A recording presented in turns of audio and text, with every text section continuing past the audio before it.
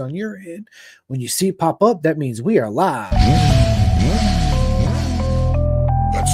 This shit's fire.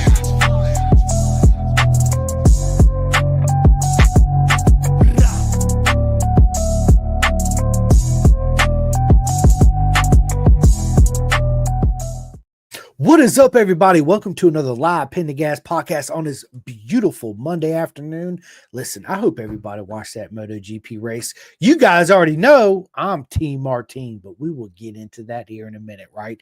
And before we get into my guest, my friend, which is an absolute honor because he's a legend, Andrew Berkley. But before we get into this episode is sponsored by Next Level Financial. Take total control of your financial future. Get your complimentary financial analysis today by Seth Starnes. Listen, I think it's good for everybody to do that, right? In case anything ever happens, or listen, it's hard, but yeah, we got to get it done. You know what I mean? But Andrew, man, listen to this. I tell everybody this, bro. Don't spend your hard-earned money on an off-the-rack suit, because for 95% of us, an off-the-rack suit is just not going to fit you 100% correctly. When you have a suit that does not fit you correctly, man, it causes all kinds of issues on the motorcycle and honestly off the motorcycle too as well. Let's just be honest, right? But you don't realize that until you get a full custom suit tailored and measured specifically for you. I highly recommend bisontrack.com. It's exactly where you need to go. It's super simple. Listen, Robert and Tasha and Carter are some of the most amazing people you're ever going to meet on this planet. And what they do for our sport is absolutely top notch and proper mega, as I always say, right? They're the only ones there every weekend, every MotoAmerica race that will fix your suit, color it, repatch it, sew it, whatever needs done. Even if you're not a bison rider, guess what? They got you covered too, right? And that speaks volumes. And their suits are absolutely amazing. You can walk through the MotoAmerica paddock. You'll see a lot of people wearing them. You guys see mine right here hanging up in the background. And yes, it's my first custom suit. Do I love it? No, I'm in love with it. Not gonna lie, right? I didn't realize, Andrew, what a huge difference it makes. You know what I mean? While you're there, get you the chest protector. Also got of course, I got to get the gloves too, right? I got the undersuit. Man, you got to get the whole nine. But anyway, bisontrack.com, people. You'll thank me later. But ladies and gentlemen, it's an absolute honor to sit down with the legend himself, Andrew Berkley. What's going on, buddy?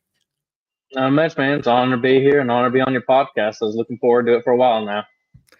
Me too. We actually met at Mid-Ohio, and I'm pretty sure it was me, you, and the legend himself, Kevin Grimmel, too, right? Oh, yeah. He was just on here. Yes, sir. Mm-hmm. Bro, I love Kevin. It was an absolute honor. I remember it was RJ, and I was walking down to where the garages are at Mid-Ohio, and I look over to the left, and I was like, man, that's got to be Kevin Grimmel. Like, that's got to be him, right? Finally. Yep. It was RJ. He was turned around. I went up to him. I was like, Kevin, what's up, buddy? Blah, Simcoe. He turns around. He's like, nah, man, he's out there, but I'm RJ. I said, it's okay. Give me a hug anyway, right?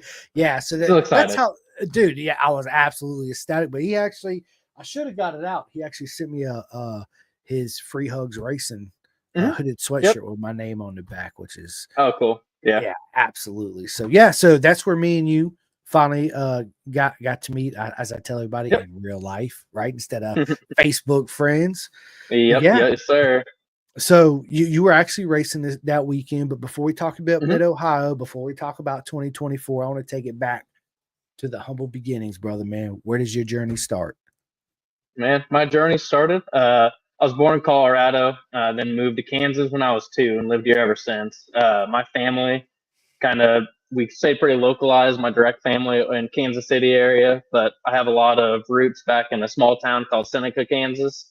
That's kind of where I did all of my dirt bike riding and kind of outdoor activities, you could say. I did a lot of hunting growing up and a lot of just other stuff with the family, but started riding motorcycles when I was 5 years old, just out in the middle of the field, just hanging out with my dad, my twin brother, my younger brother, and my younger sister, just kind of putting around. So it's kind of where it all started. Man, listen, you go back through time from the humble beginnings of motorcycles, man. That's where it starts. the family first and Mm-hmm. foremost, Oh bro. yeah. And it's that's one thing that I love so much about our beautiful circus, because that's what I call it, right? Is our beautiful circus. Yeah. It's not a big circus. People think it's a big circus. It's absolutely not a big circus. It's literally this big, right? Even Mm-hmm. motorcycle racing, the whole beautiful circus around the world is only about this big. You know what I mean? Yep. So Exactly. but grassroots, that's where it starts, is either father and son, or father and daughter, or grandpa, or Mm-hmm. I've had several friends where their parents were like, absolutely not, and then their grandpa ends up buying them a bike, right? Yeah. Exactly. A little bit out of Exactly. spite, a little bit, yeah, because I can. What I'm saying now, you can't say Yep. no. uh Yep. but yeah, everybody's journey is absolutely beautiful. So I lived in Colorado, Mm-hmm. seventh and eighth grade in Littleton. Absolutely, man, I miss Colorado. Oh yeah, I love visiting Colorado for a while there. Same back family type stuff. We would always go back as a family, go skiing, snowboarding, pretty much on an annual basis. But as we got older and whatnot, everyone kind of had full time adult things to do. We didn't do it, we don't do it as much. But man, I love going back. And then I used to go out quite often with some buddies and go ride around Lake Uray and Silverton and kind of do all the dirt biking, riding, and everything like that. I love going out there and visiting for sure. Andrew, adulting sucks ass. Let's just be honest, Right? right? I remember when we was young, we're like, we can't wait to grow up, mom and dad, because we ain't got to listen to you no more. Ah. And I'm gonna live out on my own and blah blah blah. Now we're like, mom and dad, I'm so sorry. Blah. Do you have any kids, Andrew? I do not. Nope. Okay. Well, listen. One day when you do, we're getting off subject here in a minute, but that's okay, right? We'll get Yep. right back. But being a father, bro, I'm telling you, is like the best thing that's ever happened to me. It's you never realize how much it changes your life. As soon as Rossi come out, man, and I held him, I cut the umbilical cord. It was like this switch went off, and I Mm-hmm. view the world different. I think of things different. It's just different, right? But yeah, man, it's life's a beautiful journey, man. You know what I mean? It really is. Yep. I rode in Colorado too. I remember my buddy had a YZ80. We used to ride that up in, man, I forget the trails we used to go to all the time. But anyway, I remember the very first time I got knocked out was snowboarding at Yeah. Aspen. Yeah. Yeah. Yeah. Yeah. Everybody's talking trash, because you go up with the browns and the blues and the blacks and Yep. the double black diamonds and all that. We're like, yeah, we're gonna do this and do that. So I was always a kid, like, yeah, I'm gonna go to the very top. Forget y'all. So we Mm-hmm. took that ride up that mountain, right? And we get higher and higher, and it gets steeper and steeper. And I'm like, so anyway, you get to the top, Andrew. I don't know if you've been on a double black diamond. It's literally Of like, course. bro, Yep. it's Yep. like this. There is no gradualness to it. It's straight. No. Oh shit, let's go. No. So of course I can't. Well, it's out, right? I'm on my Mm-hmm. snowboard, so Full send. bro, I didn't stand up in it. I took the route where I'm gonna sit in between my binders and hold on to the front and the back like this. That'd be more sketchy in my mind, but you Bro, do you. Andrew, listen, I wasn't thinking correctly. Let's just be honest. I already said let's go the double black, and I wasn't ready for it. Yeah. Right? Yeah. So Oh yeah. I didn't realize it's got some whoop sections in it, kind of Yeah. coming down that bad boy. I'm already at warp 9 Mach speed. There is no slowing down. There is no Uh-huh. putting your hand on the ground. No. There's none of that. Dude, I'm going so fast. I remember people on the lift were going, go, go, go. And I'm thinking to myself, I done fucked up. Like, Yeah. this is 100%. not going to end well, right? Yeah. When you got So people on the lift cheering you on, you did bro, something. You did something really cool, or you did doing something about to fuck yourself up for sure. yeah. So I just remember waking up, and they're like, Mm-hmm. dude, that was the coolest shit I ever saw, right? And I was like, what happened? So yeah. But Colorado is awesome, man. The atmosphere, the people there, it was I love it. yeah, good riding, super cold. What I loved Mm-hmm. is summers there, it'd be 90 degrees, you'd be down in the valley, you look up and there's snow all over the mountains. It's Mm-hmm. you're like your own Yep. little planet, Yep, for sure. Going riding out there or going snowboarding. I want to get back anytime I can, anytime I have free time. But it's been one of those trips I haven't been able to go on in a long time, actually. Yeah, again, adulting, it's no fun. Honest, Yeah, right? But adulting and racing motorcycles takes up all your time.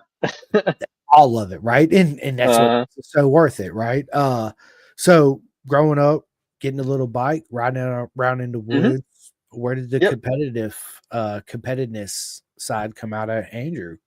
Yep. So, I started out on the PW50.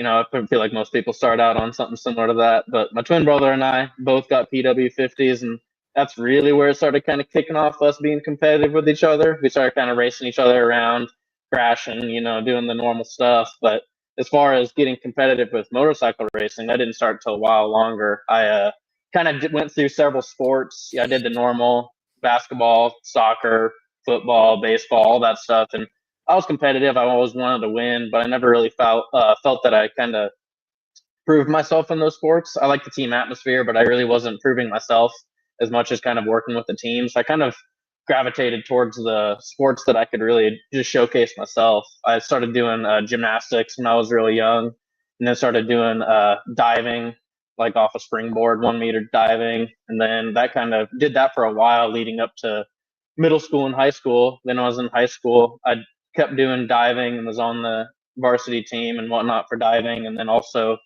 started doing some pole vaulting and yell leading, kind of taking my gymnastics background and doing like all the tumbling and flips and whatnot. So kind of transitioned into that. So it kind of all the way through that, I was just one to never back down from a challenge and kind of wanted to keep trying new sports and get as good as I can at them. So kind of didn't even start really being competitive in motorsports per se until after I graduated high school and was already working full time and got on a motorcycle and started going out to the local track out in Heartland Park in Topeka, and that's where it all kind of went downhill from there, you could say. That's when I went major credit card debt. Let's see, I'm still paying them off. Yeah, dude, I trust me, we've been down that road. It's Hmm. yeah. So, what got you into track days though? Who Yeah. introduced you to it, or did you just Hmm. know about them? Yep. So actually, my team owner, Arch York, he was a long time good family friend of ours growing up. He have kids our same age as my siblings and I, so we always hung out with him and always did stuff. And he's one of the guys that always took us out dirt biking and kind of started doing a bunch of that. But when I started doing track days, he had kind of persuaded me finally because I was riding on the street with him. They have a group called the Biker Trash around here, just a couple of us just going out and having fun and getting together. Nowadays we just kind of go out and get dinner, but we used to go down to Arkansas quite often and ride some some good fun roads. But that group kind of persuaded me like I needed to get out on the track and really actually learn and push my skills a little bit. And it's never more humbling until you get on the track for the first time and realize I don't know shit about riding. So he Nothing. no. So he got me into it.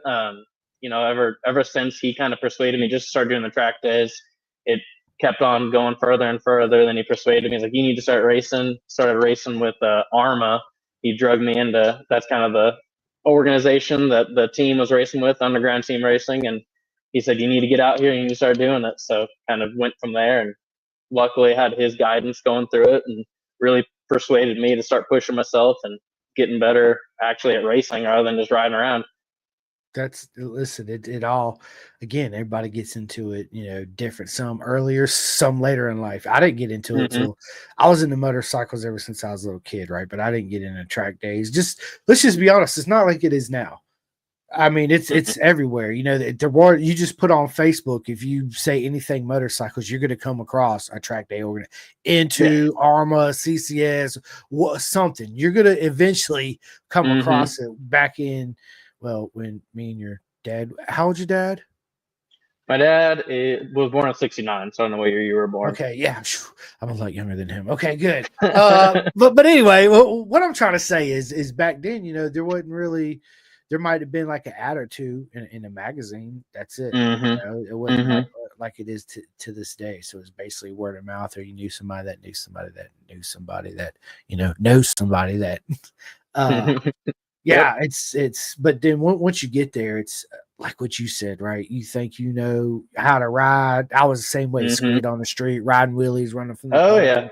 racing, blah blah. I'm gonna do this, I'm gonna do that, blah blah blah. I remember my first race was CCS at Firebird International Raceway. There's this older gentleman. He's older than me. and he was a lot heavier than I am, like a lot heavier than me. And the first thing I thought of was like, dude, I got this dude's number all day. Yeah. Absolutely not.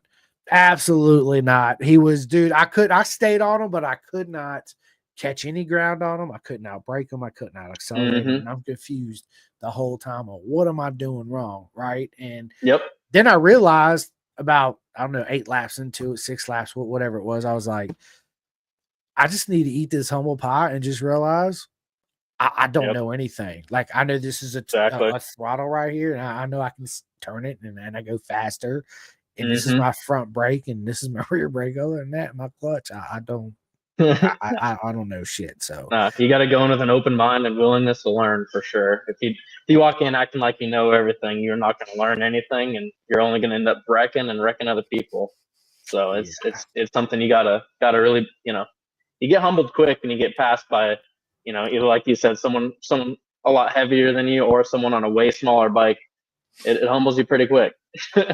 especially when they come around the outside of you, and you're like this, right? And then all of a sudden you're like, wait a minute, how is this even possible? Like, are you They kidding me right now? Yeah. looking over at you as they pass you the whole way. Yeah. Smiling underneath the helmet, Yep. and they're like 11, and you're like, yeah, okay. Yep. You know what? I'm just gonna pit in right now, boot off the Yeah. tag. Yeah, I'm Yeah. getting Oh, back something must in. be wrong with my bike. I gotta Right? Yeah, I gotta go check that. No, yeah, but right for sure. So listen, we got 2 legends in the house already. One of them is Jason Doss. What is up, Jason? Congratulations on your championship this year, too, buddy. You absolutely deserve it. Then we got Mitch Stein, which is another legend in the Mitch. house. Mm-hmm. Mitch is awesome. Careful what you say about me, Andrew. I have secrets. You do, Mitch. We need to do our podcast, buddy. I He'll be a shoot you good one to another get on. He'll message. be fun. No, well, we message each other like twice. It's just, a life, adulting. We get so busy. Mm-hmm. Yeah, man. But Mm-hmm. anyway, so once your buddy, which thank you, buddy, for getting Andrew into racing and track racing. Team owner, Art York. Yes, sir. There you go. Once you started racing, what was the journey to say, bro, Super Hooligans, KTM, Moto Yes, America? sir. Yeah, I think I got the MotoAmerica shirt on. Yes, sir. Bro, what's the journey? Yeah, honestly, Art York again. He was the one that kind of persuaded me to start doing those Hector St. John track days out at Heartland Park, and then it kind of just immediately was. I wanted to be more competitive. The track days were fun. It's being competitive against the people I was racing against or riding against rather, and I wanted to kind of start push myself to the next step. Luckily, I had a couple buddies who were already racing Arma, so that was like Saroj and Kurt Klein and a couple other people that were already in Arma. So they kind of drug me and said, hey, you got to get out here and do it. So I was at the time, was on an R6 track bike, decided, you know what, I want to go race Arma. I want to go be with these guys. So I got rid of the R6 and picked up an SV. So that's when it kind of transitioned to racing, and we were focused on something more than just having a fast bike. I wanted something that I could actually race with and be competitive in a certain class. So they drugged me to a couple of Armor S. Exactly, yeah. Because the R6, it was a fantastic bike. I loved it, but I knew that I kind of had the opportunity to go with these guys and learn a bunch from them. And they're good buddies of mine, so I knew they were going to be able to give me kind of some insight and some guidance. Where I think if I would have gone off on my own, I couldn't have ever gotten to the point where I am now for sure. But started racing with them with Arma, couple seasons. Then I kind of got the bug. While racing Arma, the Motard class, I saw a couple guys out there ripping it on dirt bikes with slicks on it. I was like, that looks like something I need to get into, because I already had a WR 450 that I, rode on the street supermoto, and kind of was like, all right, man, I'm gonna get on that, see if I can race it, and took it out for a couple races. It's just the WR wasn't. It was, it was my street supermoto. It wasn't really set up all that well. So luckily, I had a local sponsor of mine, a really longtime friend of mine, helped me kind of get into an FS 450. His name's Tony Sabentino. He's been kind of my whole support, one of my main support systems within this race, and so he was able to kind of help me kind of get my career really started on something that I knew I could be competitive in a class. And the supermoto stuff just intrigued me, because I always loved riding a dirt bike, and those bikes, man, I'd get passed on the SV by a dirt bike. It's like, all right, I gotta figure out what's going on over there. So got that FS 450 and really kind of picked it up pretty quickly. I felt more at home on it. The SV was great, but the FS, I just felt at home and really started pushing myself and pushing my lap times. I started racing against at first a guy named Paul Elledge with Arma. He was the champion for several years in a row by the time I was racing with him in the motard class. And he kind of, the guys in Arma and whatnot have always been so friendly and so helpful to give me any insight and any guidance that I could need. So Paul Elledge kind of picked me up and showed me the ropes and showed me that I was still slow and I still had a lot to learn. And then after that, kind of kept pushing it, and I started racing against guys like Noel Corwin and Steve Alexander, and that's when I really started pushing the lap times and pushing myself.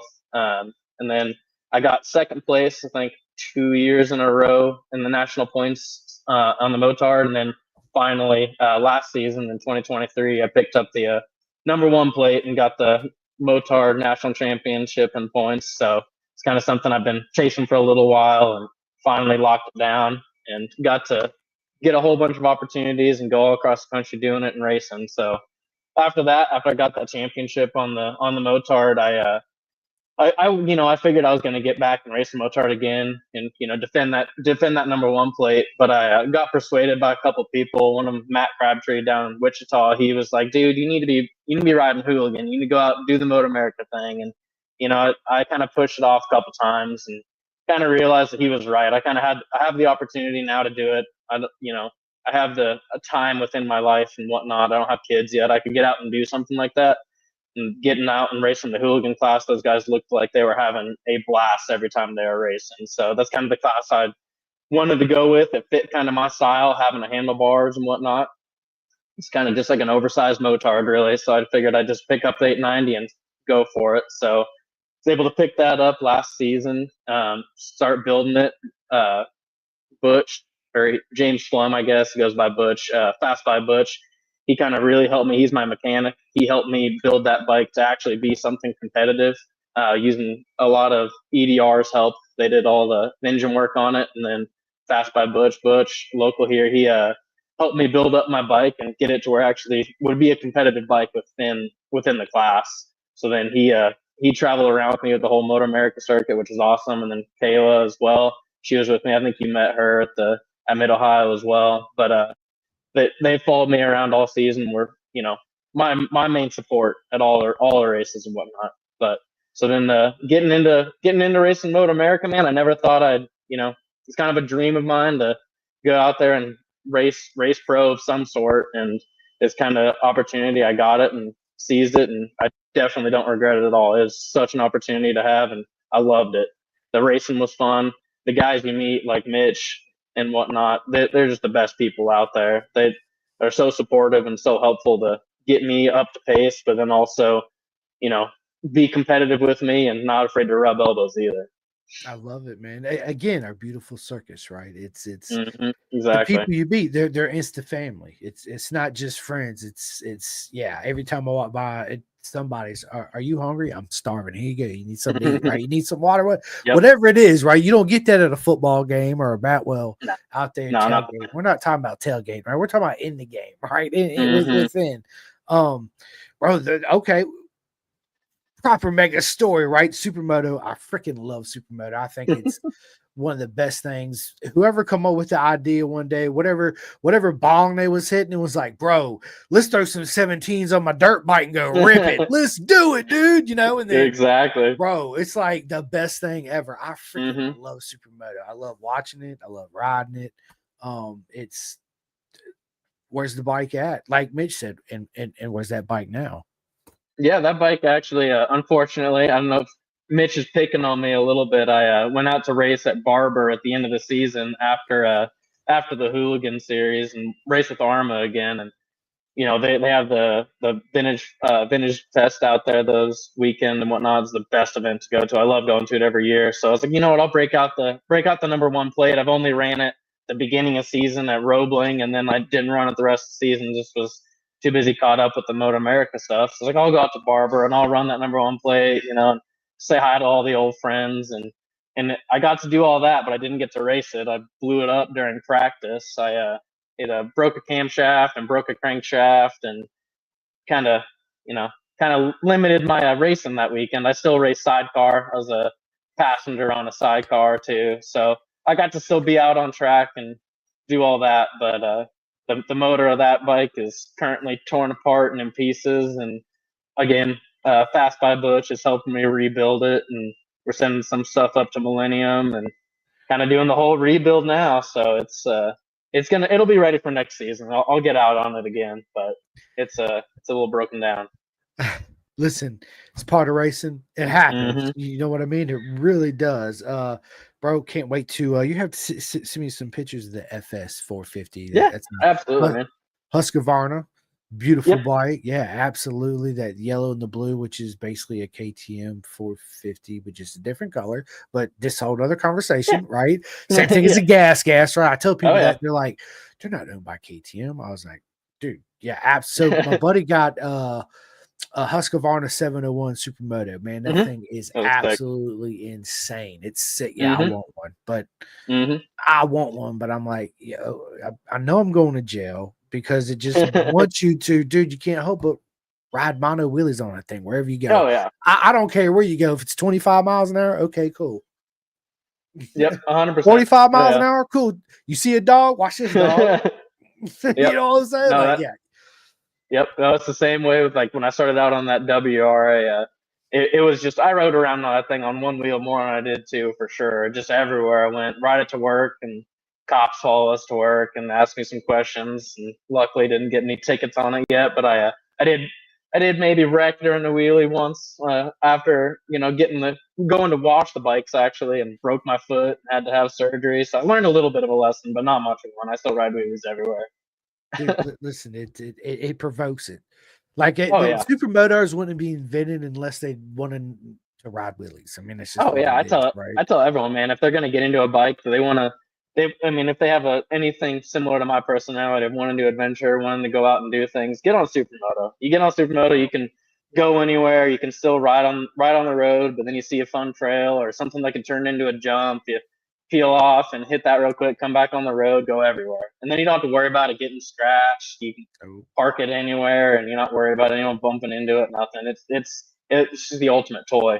It's to me, it's the best two-wheel adventure you can have on the street, right? Especially whether you're in the city or even out in the country. It's really the best of both worlds, especially if you're around here where I'm a little bit, well, Roanoke's a small kind of little city. I guess you can call us a city. Not really. We're just like a little bit country city-fied, I guess. Anyway, I can go right down the street, get up in these mountains, right?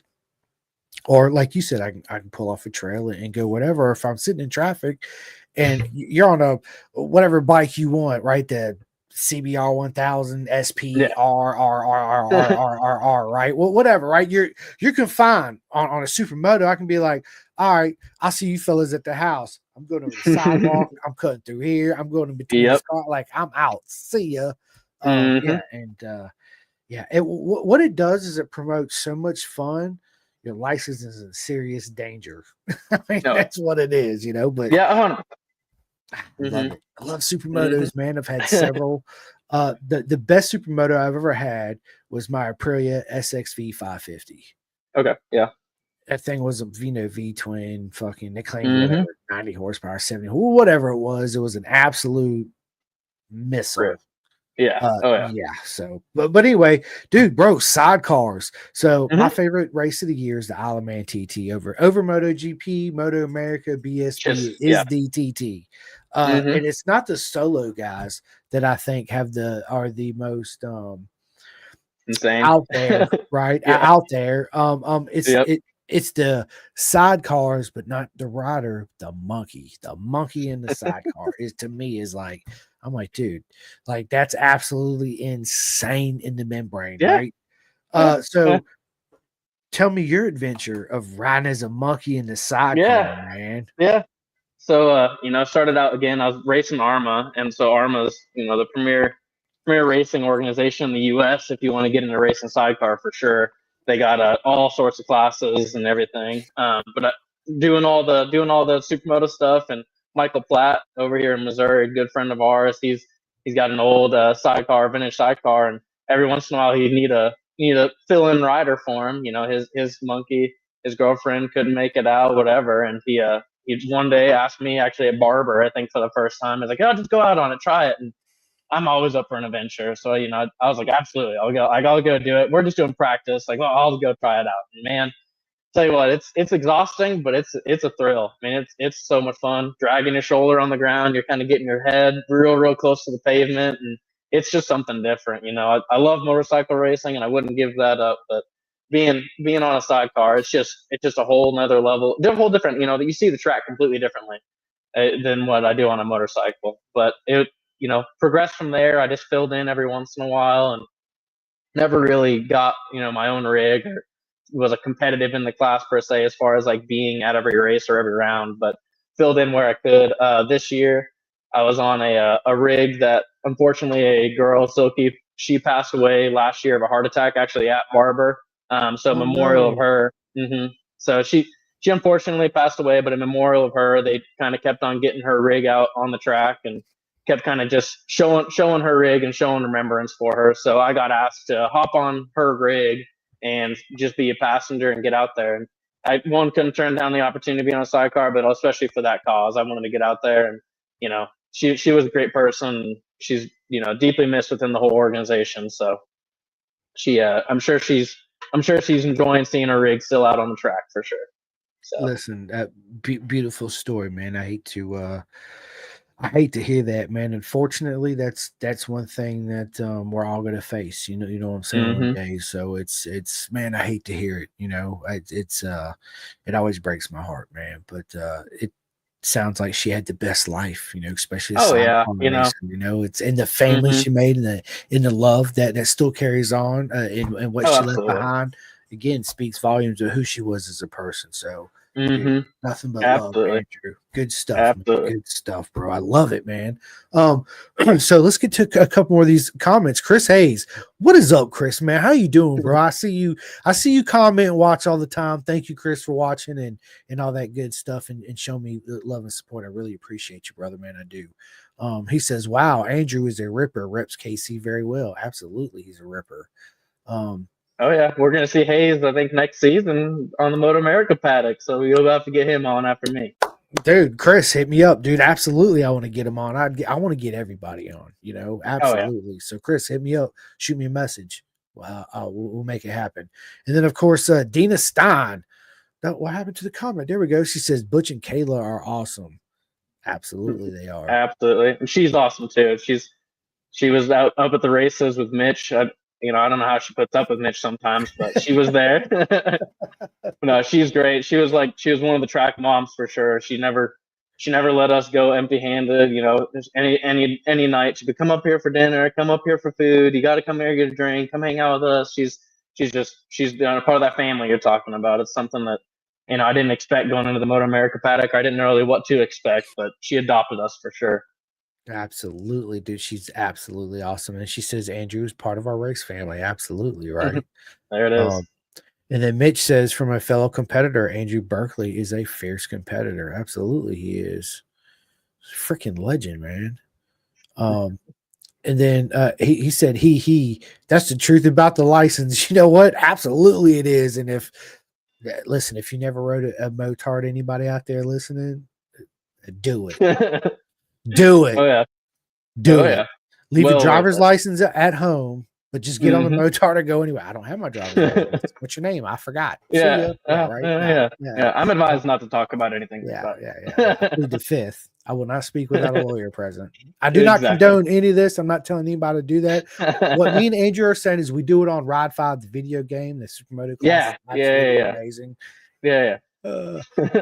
Yeah. Okay. And then Jordan, we got another legend in the house. Jordan. Oh yeah, Jordan. Dude, listen, I love Jordan. He says Chris drank the KTM Kool-Aid. Andrew, a good dude. Have fun racing this year, bro.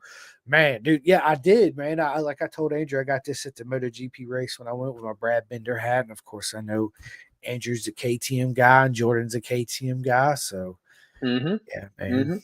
Yeah, Jordan was great to meet up with this year as well. I know it was an honor to finally meet him. I met him at Mid Ohio too. So, yeah, man, right next to my homeboy Ryan Snooks at RTR. Yep. And then Kevin Grimmel, another legend, man. Andrew and his whole family is awesome. Yeah, man, absolutely. Yeah, Kevin's the best.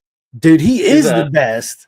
he was all part of the Arma crowd and everything too. He's kind of one of the guys that really started pushing me. I was racing him. He's on a 690 KTM, and I was on my 450, so I had to kind of bump up classes and race against him. Him and I have ran into each other a couple times, bumped elbows, done the thing. But I think him and I push each other to be that next level for sure. He's awesome to race against, but he's one of those guys you can trust. You go into a corner and you're both laying on each other, and each other's good for it and safe to do it. There's some guys you can't really trust as much to send it that hard. No, it's that also has something to be said. It's like how do I want to say this? You meet certain people within the paddock, and it's like almost you have this immediate trust with them. It's weird. Mm-hmm. It's so hard to explain, right? And you get out there Mm-hmm. and you ride with them, and it just confirms it. Like, yeah, absolutely, right. Even though Yeah. I've only met you today, when this is our second session, I feel like me and you've been racing each other. It's like you have this certain vibe, right? Mm-hmm. It's Yeah. They'll give you the shirt off their back, but they're not afraid to bump to you a little rub bit in the elbows with corner. you, yeah, like Yeah. boom, baby, let's go. Mm-hmm. Right? Rubbing is racing. I don't care what anybody says. Rubbing is racing. Deanna Stein, nothing but love to you too. Absolutely. Oh, yeah. Jordan says no one knows how anyone puts up with Mitch. Damn son. Nah. And then Mitch Jordan is saying he's says, going to retire. He better get back out there. I don't believe him. dude, he's gonna come back. I said that when I heard that, I was like, nah, Mitch ain't going to retire. We'll see him Nah, again for sure. yeah, we'll see him. He better be out there. He will be. He will be. Jordan says I'm not a KTM guy anymore soon. Yeah, Okay, he's working on. I don't know if he sold his KTM yet, but he's working on selling it. He hasn't told me what his game plans are for next season yet, but I just see his bike come up for sale. well, listen, you guys just stay tuned because I got Jordan for part 2 coming up. Yeah, There you that's where you go. guys will get to hear everything. So yeah. And then Jordan says, "Can't trust Andrew on track." Joking. We had fun. Bump at Laguna though. Ha ha ha ha. Yeah, I yeah, love it. yeah. Unfortunately, I think he was having clutch issues that weekend and made a pass on him on a right hander. I can't remember what corner it was, but as I was exiting the corner, I was on driving away from him and got ahead of him, but he didn't realize I had gotten past him, and he clipped my swing arm. Luckily, both of us stayed up. I gave a look around, made sure he was still up and going, but it was kind of one of those race incidences where I don't think either of us expected it to happen. But I'm really glad he stayed up and was, we were able to talk about it and bullshit afterwards. So it was all good. It was all good. It's part of racing. You know what I mean? So Mm-hmm. yeah. It's cool to meet people too that when you put I always call it preparing for battle, Spartans against the 300, the Persians, where all the other riders are the Persians, right? It's the visor goes down. It's like, I just want to murder you and kill you. But as soon as we come back and we take the helmet off, it's like, dude, good race, bro. You seen that? Yeah, man, you hit me, dude. How fun was that, dude? We're lucky we didn't go down. Yeah, man, forget that. Blah, blah, blah. It's, yeah, man, it's absolutely amazing. So, sure. Bro, 2024 season, finally, this was your first MotoAmerica season? Yep. This is the first season racing pro on anything or doing pro anything. So this was a big leap of faith, and I couldn't have done it without, like I said, the support I had. One of the guys that I hadn't mentioned yet, his name's Paul Canale. He came from racing Arma as well, and just that family and me. He pretty much adopted Kale and I for sure this season. He would haul our bikes around, and whenever he wasn't staying in the rig or whenever he was staying in the rig, he'd invite us to stay in the rig with him, and kind of just grew that family. He was a key member in being able to make this even all possible. So he's a retired orthopedic surgeon living down in Alabama, and I admire him for he's still getting out racing motorcycles and doing what he loves. So that guy's awesome. Living life, baby, living life. So, first year MotoAmerica, bro. Rate your seasons from 0 to 10. 10 for sure, dude. Yeah, absolutely. I mean, I love it.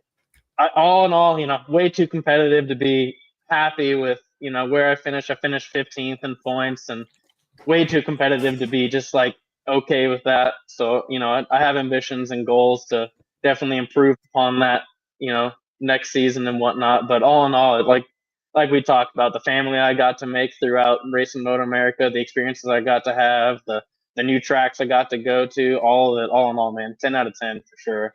Man, I love it, dude. I love to hear that, dude. My freaking light just cut off on me there for a second. I was like, "What's going on?" There we go. Awesome, but yeah, dude, I love it. 10 out of 10. You're the first one that I've had on out of all my friends. I said, "Rate your season this year." You're the first one that said 10 out of 10. I freaking love it, dude. Dude, It's I just love racing, man. yeah. I'm competitive, so like I always have, I always go back and reflect and watch the races and see what I can improve upon. But man, I'm out here racing. I'm loving it. I can't say I could want to be doing anything different. So, what's happening in 2025, brother man? You already know, man. Racing hooligan again for sure.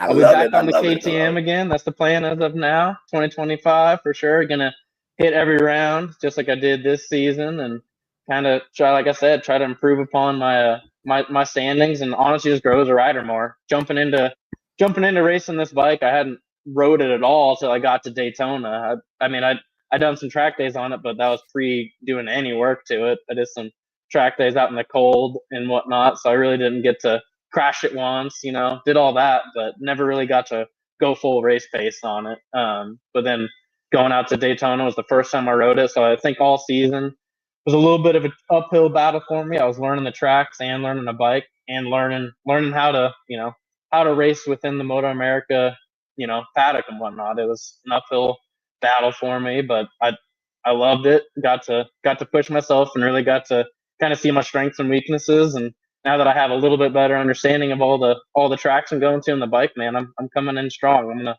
see what we can do. I love it, dude. I love it. And I can't wait to see again because I'll be at my goal is Daytona, Road Atlanta, Jersey, Mm-hmm. Mid Ohio, and we're coming back to VIR, baby. Let's go, dude. Yes, I'll be at VIR because that's my home track. Nice. So yeah, and I'm pretty sure the Super Hooligans goes to VIR this year, next year. No, we don't. No, So nope. So Hooligan's gonna be at Daytona, uh, Atlanta. Road Atlanta, and then going back up to Washington to the Ridge, Laguna, and Mid Ohio. So they got rid of the Coda and replaced it with Road Atlanta. What about Mid Ohio? Yeah, Mid Ohio at the end of the season. Okay. Yeah, so Daytona, and then Road Atlanta, the Ridge, Laguna, Mid Ohio. All right. Mid Ohio. So I mean, I'll see you 3 times Oh yeah, next year. man. Looking forward to it. Yeah. Yeah, me too, brother, man. Me too, dude. That's so awesome, dude. Let's go 2025. So I assume 890 again. Yep, yeah, that's the Same plan bike. as of now. I got that bike built and I loved it. I still feel like I need to learn quite a bit on it. I think I left a lot of time out on the track of just, not pushing it enough and not riding that bike to its capability for sure. So I'm gonna go out again on that bike and see what we can do. Dude, freaking awesome, dude. I love it. I love it. I love it. I love it. So let me ask you this, and I ask everybody this. Does Andrew have any certain I guess you call them superstitions, but like, do you put your left boot on before your right boot? Do you have a pair of lucky draws you wear every race weekend? I mean, anything like that?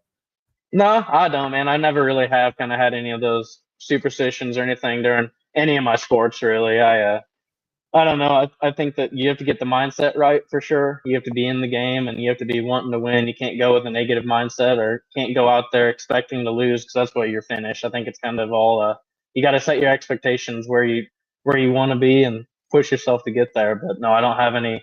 I don't have any pre-race things. I couldn't think of any off the top of my head for sure. I love it. I'm sure there's something you do, you just don't realize it, right? That's what I was kind of thinking. Yeah, Yeah, someone's got to be observing me. Like, oh yeah, you always yeah, do this. I yeah, wouldn't know. yeah, I don't yeah. I don't do it on purpose, but I'm sure I do something. Yeah, it's just your normal routine, so you wouldn't notice it. You know what I mean? But yeah. Mm-hmm. Mm-hmm. So let me ask you this. Ask everybody this, man. What's your day job? Because everybody's got a day job, right? Yeah. I'm a production manager of a manufacturing facility here in Lenexa, Kansas. We produce industrial bread cutting, slicing, and bagging equipment. So I oversee a shop of guys from CNC machinists to welders to electricians and assembly guys. So we build the machine all in our facility here. So I oversee that whole entire process and hop in and do all the above when I need to. So kind I of that's love the it. that's the day job for sure. So Do you have a girlfriend? I do. She's probably tuned in. Yep. Her name is Allie. I'm sure she's on there. Allie, are you tuning in and listening? If so, leave a comment down Oh below. yeah, she'll probably comment for sure. Yeah, you should, right? Yeah, let's have fun. And Allie, do you have a question for him? If you do, leave a comment down below. We'll make sure we ask it. Let's put Throwing him me on under the the bus. spot. I see how Yeah, it yeah, we got to, baby. We got to. is. Bro, I No, love she's it. been super supportive. She never I don't think she realized quite what she was getting herself into when she agreed to start dating me for sure. She's been supportive of me this whole racing and everything. She kind of I don't think, like I said, didn't realize what this racing life is like. She got to experience a couple of the races. She came out to Laguna, which would be a cool. I told her that'd be a great track to get out to and watch. And then she came down to Coda as well, just another one. And she came along with a lot of my family came down to Coda, but my parents have been making it to pretty much every round that they can make it to. I think the only one that they didn't make it to this season was up at the Ridge in Washington, but they've been making it to every round that they can. I couldn't imagine doing it without them. And it's kind of something to say. My mom just recently getting kind of through a process with breast cancer, so she all this season has been kind of fighting that and going into surgeries, and she still was putting in the effort to come out to my races. Like I just I couldn't imagine being anywhere without her and my dad's support. And I just can't believe that she did what she did to make it out to my races and support me. It really kind of shows how loving she is to me. And I couldn't imagine, like I said, anything of this being possible without their support for sure. Andrew, remember when I told you when you do end up having kids, the way it changes you and the way it feels, Mm-hmm. you'll do anything to see your boy or your daughter happy, and Mm-hmm. that makes you the most happy as a parent. That's why she did it. You know what I Oh, I mean? know. Yeah, dude. I'm It, sure I'd drive her nuts, and she'd probably get super nervous sitting on the bro. sideline or sitting Of sitting on the course, paddock wall watching me. But I, you know, I owe it all to her and owe it all to my dad for getting me to this point and getting me to be the man I am for sure. 110%.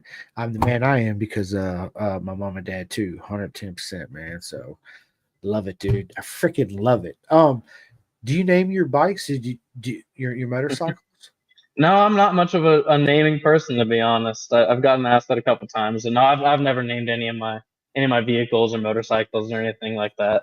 I just call it the KTM 890, and then the FS is the FS. I got an FV, the SVSV. KTM 300s 300. So nothing special with naming. I love it. Are you a pet person? Do you guys have any pets?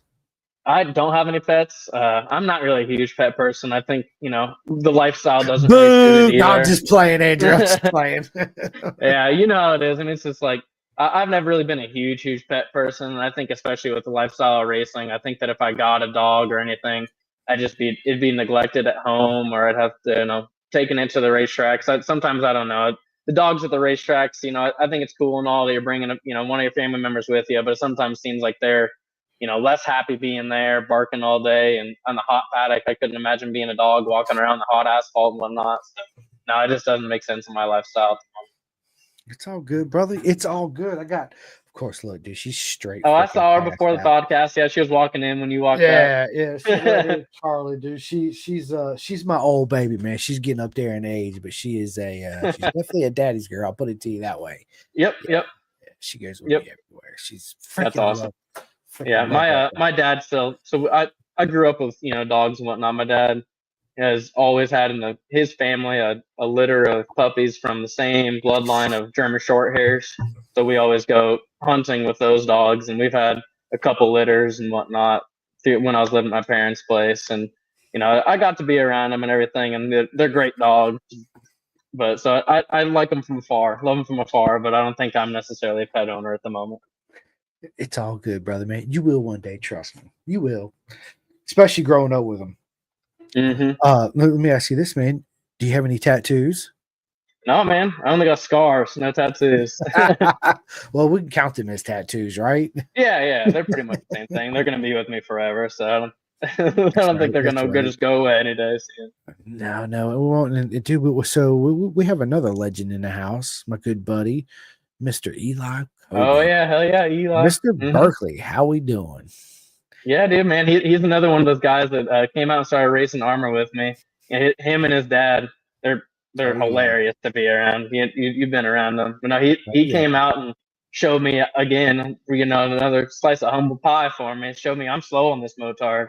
He's a fast kid for sure, and kind of taught me, him and his dad. Luckily, they were nice enough. 1 year, I can't remember what year it was. Probably would have been 2021 or 2022. They were out at Roebling with me, and they kind of showed me the ropes. His dad slowed down in a race and was kind of showing me some lines, kind of teaching me how to improve mid race. So it was awesome. He's like, listen, man, I'll show you some things, but last lap I'm just gonna go. I gotta win. I'm like, I get it. I wouldn't give this win away either.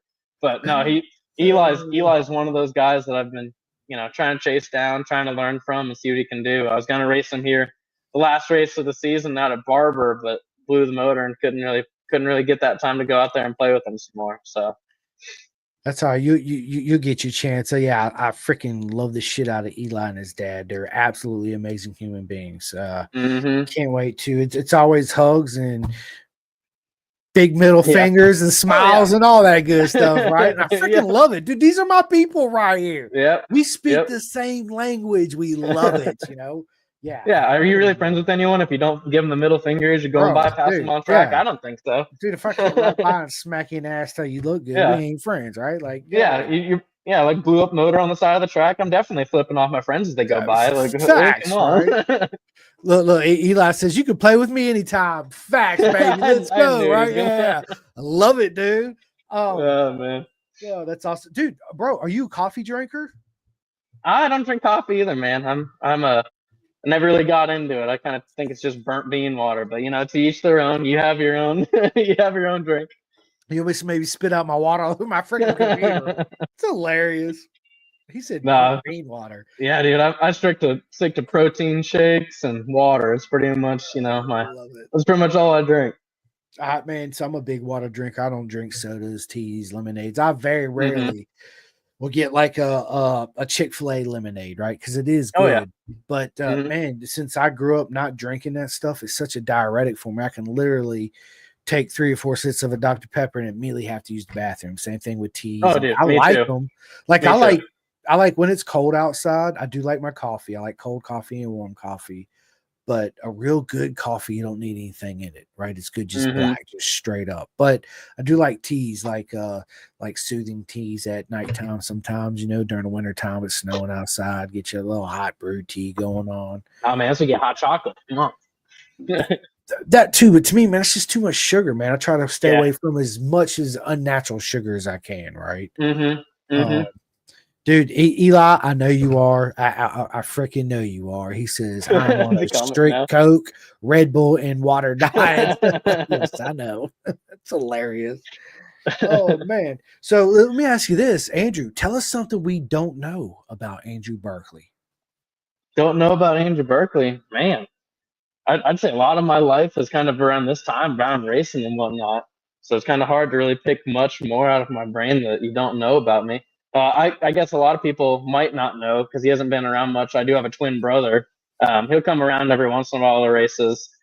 Unfortunately, we're fraternal twins. We're not identical, or we'd be in a lot more trouble. Kind of always pulling pranks and whatnot. But no, he's again one of the people that I've always been competitive with. I bought a house right next door to the house him and his wife own, so I get to be an uncle and live next door and say hi to the niece, say hi to Lennon, and then whenever she starts crying or fussing, hand her back to the brother and go, she's all yours, buddy. But no, I'm definitely teaching her some bad habits and kind of getting her all ornery for sure.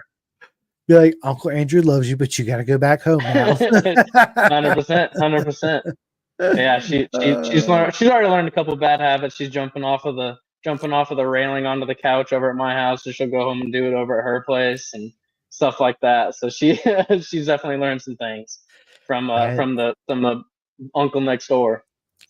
Hey, listen, it's a beautiful life we live, Andrew. That's all I'm gonna say. It's freaking a beautiful life, man. I can't say shit because I teach my son everything. So yeah, don't do as I do. Hey, Rossi, this is how you do this. Watch this shit, right? Oh yeah, don't tell mom. Don't tell mom. Yeah, we're gonna go here. Don't tell mom. Of course, he's gonna tell her, and I already know he's gonna tell her anyway. But I'm his dad. He'll figure it out. Teach him. Right, yeah. Eli said, "Foot finder." Why not? Right? Yeah, absolutely. He jams out to Rob Zombie. Deanon says, "Yes, Rob Zombie. Who don't? Rob Zombie's the man, and I love his movies, man. His horror flicks. I love horror flicks, right? And he makes some of the best horror flicks out there, like House of a Thousand Corpse. Mm-hmm. We out there. Did you go see his concert out of No, the Coda? We out no, there? no. Oh yeah. I go to Coda every year for the MotoGP race, but I don't Mm-hmm. ever get to stay because I only got so much time off work, And I Yeah. fly to one of my best friend's house in Kansas, and me and him drive down so we can spend more time together. So I Who usually do you fly him. know in Kansas? That's where I'm from. My buddy Jason Hutchins. I went to high school with him. Okay. Yeah, I don't know if I know Jason. We're out in Kansas. Oh shit, dude. Kansas. I fly into Will Rogers, and he's probably like 15 minutes from Will Rogers Airport, maybe 20. He's not that far. Okay. I know there's a lot of places around there, 15, 20 minutes away from the airport. I'm I Kansas get City, it. Missouri, so I'm real. I'm up in the northeastern part of Kansas, but I got family a little bit more west of me, like I said. So yeah, I got you. Well, I'll text him and ask him what town exactly he lives in because I'll be out there. Do you do track days? Do you ever make it out to Heartland Park and do any racing or No, riding? he said that going through there, he actually come across a super motard track right off the highway. What? You gotta let me know where that is. I'm gonna go hit that up. I'm pretty sure it was right off the highway. I'll ask him. It's been a while, but yeah, he sent me some pictures of it. Okay. My man Birch, K-Tech suspension, Birch. baby. Yes, Birch, sir. you see the hat right here, and look, I've been rocking the pen. That's what I've been writing on my notes down. Here you go. Let me do it like this. Boom. So yeah, ladies and gentlemen, if you're not riding on K-Tech, what are you doing? Stock what, dude? You don't even eat stock ramen noodles. You add stuff to it, right? Yeah, Get the stock ingredients out there and go with the K-Tech suspension, which is the best in the business, right? Birch is the man. Yeah, Birch is the man. He got me into that TRDSR setup and everything. Yeah. And man, it's awesome. He was such a support all season, especially at rounds like Mid Ohio and whatnot when I crashed. And he was right over there in my pits, helping me power wash the bike off, get all that mud off. You can't have anyone better in your corner than that man. He's awesome. Dude, absolutely not. Everybody at K-Tech is an absolute legend. Not only Birch, Dakari, and Kendall, and dude, all of them. They're absolutely amazing people. So, yeah, man, for sure. So, what's your worst habit? My worst habit? Shoot, man. I'd say everyone's worst habit is probably sitting on their phone too much. I get caught up watching YouTube videos, and I get home off work, spend way too much time just watching stupid shit. But I'd say like that's probably my worst habit. I'm not much of I don't really have many addictions or anything. I don't really drink much or smoke or anything like that. So I got you. That's a bad habit. Yep. That and speeding. That's probably another bad habit. But bro, yeah, absolutely, absolutely. It's something that we just can't. We're men. We cannot help but speed. Yeah. They're like 45. I can do 145. Yeah. 145 sounds better than 45. Yeah. What are you talking about? Yeah. Officer, I thought they said a 1 in front of the 4-5. I didn't know. Yeah. Eli says Birch loves Foot Finder. Yes, he does. Yes, he does. I love it, dude. And then he says, Chris, I'm glad you've never asked me this question about bad habits. Eli, man, it is coming. It is coming. Yeah, you'll have him back on there. You got to put notes down to ask that kid, man. Dude, he's freaking out. Dude, Eli, he comes on here and co-hosts with me some too. He's so I'm on there with Kevin. Yeah, yeah, absolutely. Paul Pendergrass, another legend. Happy birthday, Paul. Dude, he sent me 50 stars, bro. Absolutely, Paul. You're a freaking legend, homie. Absolute legend, dude. Do you listen to any audiobooks? I love audiobooks. I listen to a shit ton. Before you answer that, this is the one I'm almost done with this. And it's been a really good one too. Mark Webber, the Formula One guy. Yeah. Okay. I haven't listened to that. It's been good so far, man. It's sometimes I listen to a couple of the F1s and it's like, it's boring as shit. Like Max Verstappen's, dude. It's absolutely kind of. I'm not talking shit because I like Max, but he's just not a podcaster. He's a racer, dude. Not a pod. His audiobook, man, was just like. Oh yeah. it was just so monotonous, bro. It was like it was just the voice doing it, and it was just blah bland. I was like, I put you like this. I got about 30% into it. I was like, dude, I just can't. Done. Yeah. I Yeah. just can't do it anymore.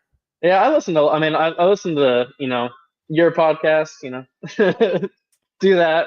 I always try to catch all my buddies on here and everything like that. But no, I listen to any podcast that talk about Moto America and MotoGP. So like there's several of them out there, but I like to listen to those podcasts and just kind of get any insight I can and try to learn, but also kind of like you say, kind of grow the family some more and understanding who else is in the paddock. And I think we're all very similar because everyone they get on their podcast, they all have the same personality. But as far as like books go, I'll kind of rotate through books and podcasts kind of back and forth. One of the kind of main podcasts I listen to is Jocko Podcast and a lot of his books as well. I listen to all of his stuff and kind of keep up to date with that. But I listen to Joe Rogan stuff and kind of mix it up. Kind of at work, whenever I have time and I'm not helping people out on the shop floor, I'll just have my earbuds in, listening to podcasts, books, whatever I can. So. Yeah. I listened to David Goggins has got a good one too. Yeah. Mm-hmm. Can't Hurt Me 1 and 2. It was absolutely amazing books. Yeah. Dude, I listen to Jocko. I listen to all them guys. One buddy of mine turned me on to Danny Jones podcast, which is kind of like Joe Rogan. That's a good one. Okay. Okay. Look who we got in the house. Oh, co-hosting. Yeah. He said, "Put me in, coach." I'm like, "Let's go, baby." All right. Now you gotta ask him. What's the bad habit? No, you set yourself up for that. We got to get it in. You got on this co-hosting, so this is all you, bud. I mean, it's not my podcast, so I can say it. Raging porn addiction. There's one of them. Love it. Shit. I don't really have any more bad habits, I guess. I can't hold a relationship to save my life. Is that really a bad habit? Raging porn addiction? That's not a bad habit. I guess. It's going to turn bad. He said my credit card nah. OnlyFans, dude. I can't be doing this thing. I got to have my own to make my money. Damn, you shouldn't have come into MotoAmerica OnlyFans. Yeah. Yeah. I'm surprised they allowed. Didn't they make? No, they didn't make people take it off. They didn't allow Heron to run it at the Daytona 200. But then after that, I think. Yeah. Because he wore the helmet, but he didn't wear the. He didn't. They weren't allowed to run the full bike of it. They were. From my understanding, yeah. Yeah, I remember that now. That was some. I don't know. The sponsorship side of it is whatever. It's always tricky. And OnlyFans is trying to make it where they're not known for just having nudes on there. They're trying to make it a paid for platform. That's why like Aaron and whatnot. He posts training videos and everything else. So it's just got a bad stigma that like it's just sponsorship though. You got to dance around all of it for sure. I mean, I wonder what the check is looking like for for American racing for OnlyFans. Oh yeah, I mean it's got to be insane. I mean there's a reason OnlyFans is on every other motorsport out there pretty much. They're in it and they're paying. Yeah, I mean like OnlyFans, reach out. Even if you don't want to sponsor me for racing, if you want to send me to some of the people's houses, like the models, I'll take that as a sponsorship as well. Right. Right. A win's a win. Sign me up, coach. Put me in. So go ahead, Andrew, Eli. what are we thinking for next year? You keeping your bikes or what are we doing? Yep, no, I'm gonna race the FS again with Arma when I can. I blew it up, at Barber, but then I'm gonna be on the 890 as well. So I'm just gonna do that with the hooligan stuff. I'm looking forward to hearing what your story is. I know you're kind of a little bit in between figuring out game plan. So I don't know. If Jack was shit, I still wouldn't know him. Yeah, that's about all I got. I don't know anything. You gonna do the 200 again though? No, I don't even think I'll have a bike by then. Okay. Well, I have an R9 on the way. Oh, okay. Oh yeah. So I might be actually when I head down to Kevin's house in the next few weeks. I might stop there, and if the bike comes in time, I might rush down from Kevin's house in Florida all the way over to Oklahoma, pick it up, then drive back. Mm-hmm. Yeah, you got to We'll let see me know when about you're it. down there, like long term with Kevin. I might need to try to make a trip down there and do some flat track stuff with you guys or something. Yeah, I'm down there from like second week of December to the third week of January. All right, cool. I need to figure out something. I need to make it out there. Yeah, no, it's a good time. We're always riding. I mean, Hmm. shit. Last year I was there for 29 days and I rode for 28 of them. Damn, that's awesome. That's It's Oh awesome. yeah. takes a beating on your body though. That's for sure. I haven't done that in a long time. I For can training imagine. I can wise, imagine. what do you do for training? I've never asked Training you that. wise, unfortunately, being here in Kansas, I don't have a lot of local road racing tracks. Heartland Park just recently Hmm. this season got shut down, so that was my closest track. It was only an hour away, Okay. but due to tax issues or whatever bullshit, it got shut down. So a lot of my off season training is just staying in shape, working out every day of the week and whatnot. I'm a try to mix in my cardio with my just resistance training, and then riding dirt bikes and riding mountain bikes is kind of my training per se. But I would like to get out to, one of the other road racing training courses somewhere else as well, but just haven't been able to do it quite yet. Yeah, it's usually a huge commitment during the winter. It's like not Hmm. everyone can really just drop everything and go away for, you know, even say 1 week. Yeah, It's a no, it's whole tough. bunch just to do that. Yeah, it's tough, and especially coming up on the holidays and everything. My family and I are real close, so I go to all the holiday events and keep busy with that. So being able to peel away and go do any training and with working full time still, it's tough to do. It's tough. So I do my best of just staying in shape and on the weekends riding dirt bikes and mountain bikes when I can, just kind of staying on two wheels and doing what's available to me. That's all you can do. That's it. Ain't nothing like being bike fit. It's staying on that bike. Hmm. Hmm. Seriously. 100%. Let me ask you this, Andrew. In your career so far, who has been your toughest competitor that you have raced against, and what did you learn from that and put into your own platform of racing? Yeah, I mean, I'd say like my toughest competitors, obviously in the super hooligan class, and the guys up front. They're my toughest competitors. But I wouldn't say I could really learn too much from them besides just rewatching the races and kind of seeing their techniques and whatnot. But people like Eli who come out and race with Arma with me, and people who are faster than me but willing to kind of give me that training during our practice and during our racing, those are the guys I learned the most from. I mean, because I think the MotoAmerica, I was more learning the bike and learning the track more than I was really perfecting my skills. But like I think my skills itself, I made the most improvements and the biggest leaps forward racing against like I said, Eli. But then someone who really pushed me the most was probably Steve Alexander racing Arma. He was one of the guys that kind of pushed me to that next level and kind of taught me I need to go faster. Same with Noel Corwin and Dre down here local, all Motar guys that we kind of all pushed each other and learned from each other. And I think those guys gave me kind of the incentive and the knowledge to not be afraid to rub elbows and push it. So Absolutely. Speaking of Arma, hmm it was that weekend at Roebling. I had yeah. a piece of humble pie when Michael beat me. And Yeah. I'm battling with this Kramer. Don't get me wrong, Kramer 690 is a lot faster than a Motard, Dude, Michael's a especially at hell of that a rider track. too. Yeah, and like I'm watching this guy, and I'm like, okay, I don't know who this is. He's passing me. We're battling. We're having a sick race. He pulls over the side of the track, and takes his helmet off. I'm like, Grandpa, is that you, dude? This guy is. Do you know how old Michael is? I don't, man. I know he came from racing cars. I mean, he's got to be 60s, I would think. I mean, if not more. I don't know.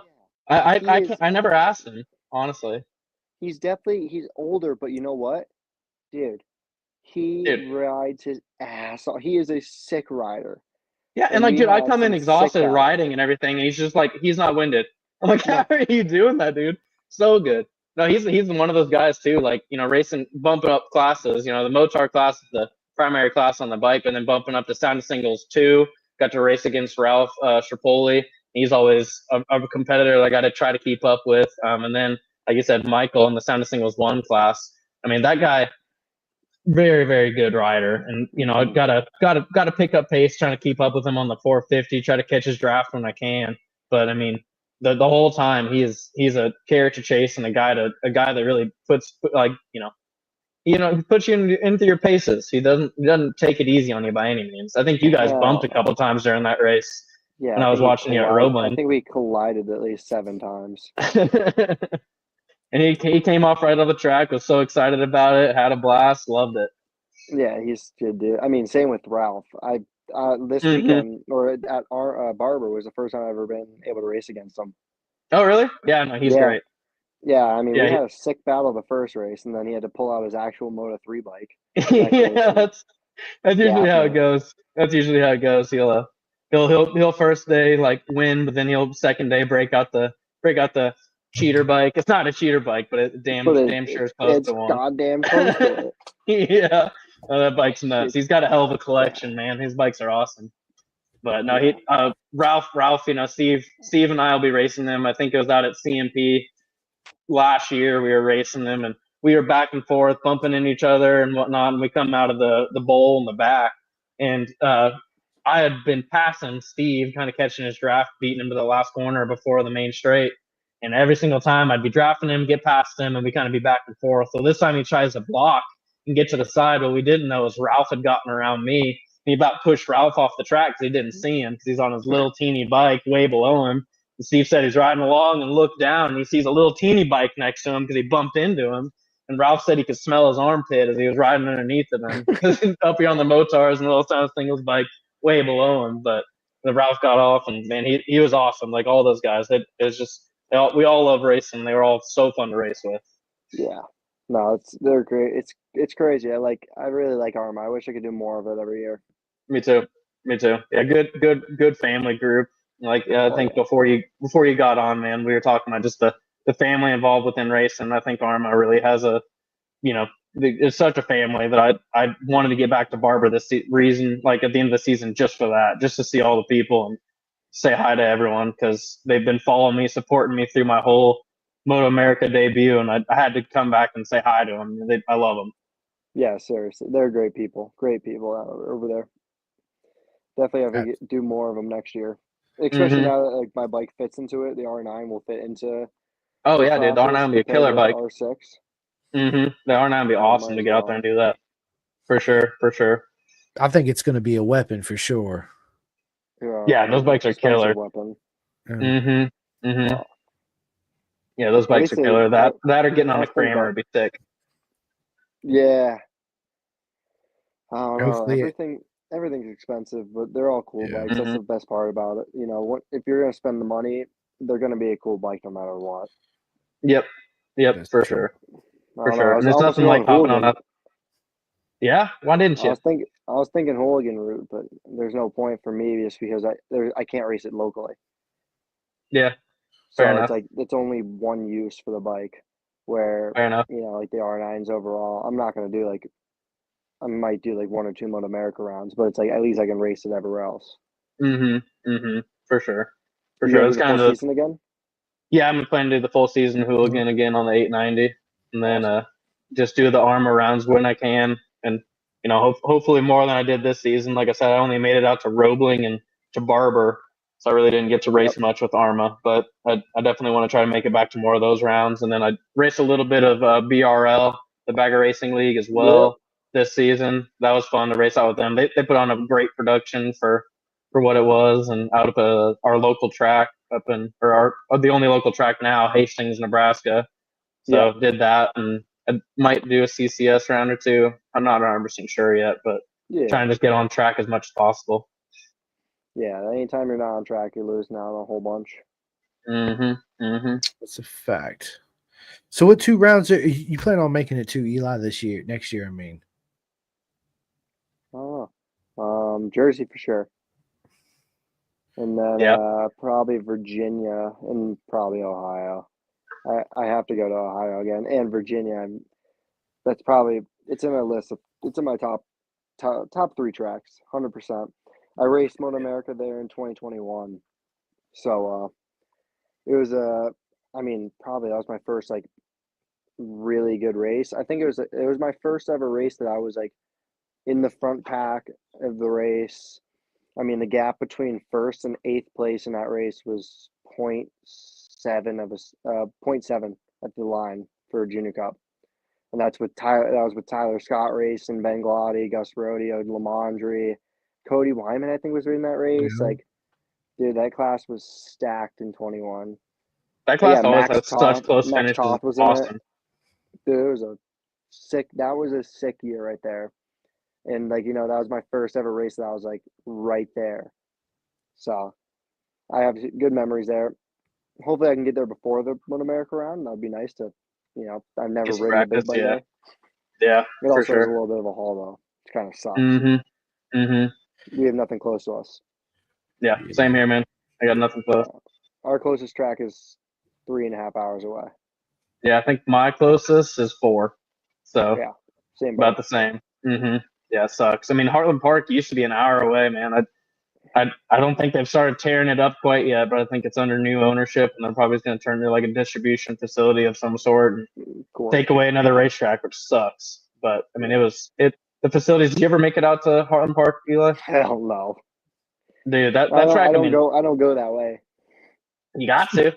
But no, that track is awesome, man. It had like I honestly could see a MotoAmerica event being held there. They do NHRA there all the time. They have awesome. paved huge paddock, but who knows what's going to be now. I mean, the place was awesome. I loved it, and I learned so much there.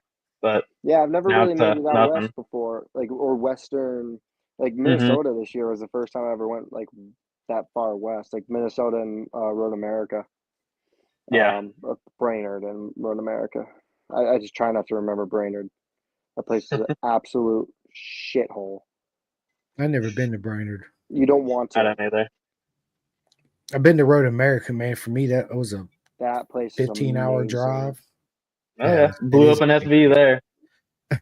Right? Yeah, that does happen on them big jobs there. Yep. Yeah, it's a big track too, for sure.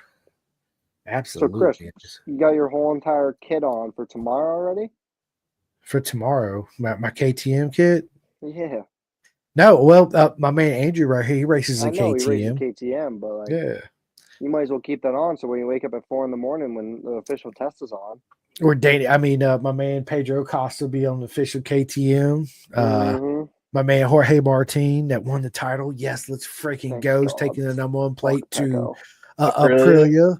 Yes, dude. There's a debate going on. They're like, oh, blah, blah, blah. So look, man, first and foremost, the rider gets the number 1, right? Yeah. And then whatever team he goes to, whatever manufacturer, they just benefit because they have the number 1. That don't mean Aprilia is number 1. Jorge Martin is number 1, right? And they were like, well, that happened a long time. I said, bullshit again. Last year in British Superbikes, when Tommy Birdwell and Glenn Irvin were on the PBR Ducati team, Tommy won the title, signed for HRC, so he took number 1 plate to Honda in 2024. Hence, they had the number 1 plate on the Honda. At the world level, it hasn't happened in a long time. No. I mean, the only time that happened is when Valentino Rossi left freaking Honda, went to Yamaha. Yeah, and then Mir. When did he win the championship on Suzuki and did one more year then switched? Yeah, did one more year and then switched. Yep, that was what it is. No. I mean, it doesn't really happen in Moto 2 or Moto 3 because no one really. If you defend your championship, then it's either an age problem at that point. Yeah. Right. Because I mean, Aaron Canet is still waiting for his first ever championship. It's been probably 15 years at this point. Dude, he's like a fucking Tanaka, right? Yeah. Dude, you've been in HRC and MotoGP for 7 years and even podium. It's like, what are we doing here? You know why are we talking on me? Get rid of that kid. Yeah, dude. Well, there's plenty other Moto 3, Moto 2 riders have been coming through the ranks since then. But you know what? That's here nor there. Honda's got their own freaking reasons for it. So I mean, I'm excited to see the rookies tomorrow. You got Furman, Aldeguer. Yep. You got Chantra. Chantra, yep. We got motherfucking Iagora. Yep. We do. We got Berkley as that factory test rider. We got Berkeley as the hopping on that. as the Sign me up. Gas ain't going to be there no more. It's not going to be gas no Tech more. It's going to 3. be Tech 3 back again. Yeah, which is kind of weird. I don't know why. Yeah, that's kind of weird. I think it was genius from a marketing standpoint, just because when KTM bought Husqvarna and freaking Gas, it's basically they just rebranded their KTM 690 Supermoto and called it a 701, painted one blue and white, one red and white, and caught, you know what I'm saying, and made a shit ton more money. And that's why it's smart with the gas.